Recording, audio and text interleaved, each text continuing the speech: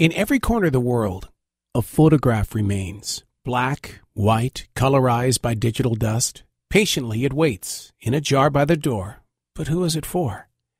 Lennon and McCartney wrote, "All the lonely people, where do they all come from? All the lonely people, where do they all belong?" Eleanor Rigby died in the church and was buried along with her name, but nobody came. Not John nor Paul, but a photograph of the story remains. Words, scratched, scribbled, inked into the giving veins of a single page. A role it plays.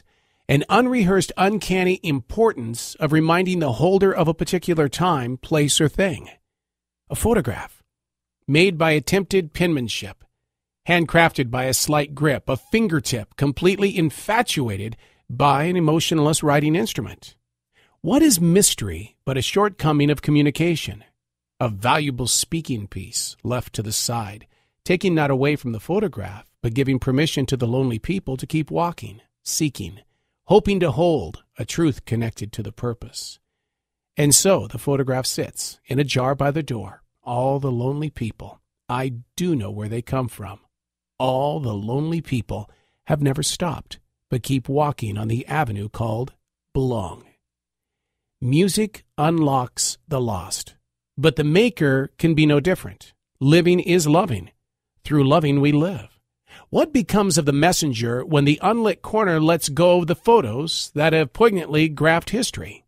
Not a memory remains.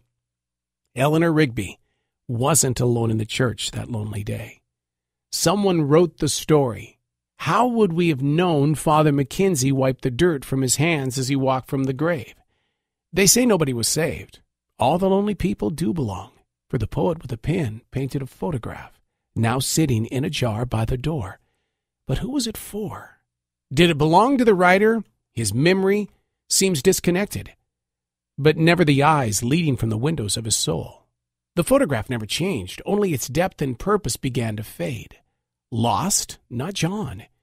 He believes without having to hold on to yesterday. Photographs display a maker of music, poetry, movies, and brutal honesty. But to him, he's always been a chef whose specialty is scrambled eggs. Put a pen in his hand just to say, "I love you." Put a pen in his heart, and John whispers, "I need you." Sadness, invisible when having to explain. But I don't even know your name. I don't remember our day.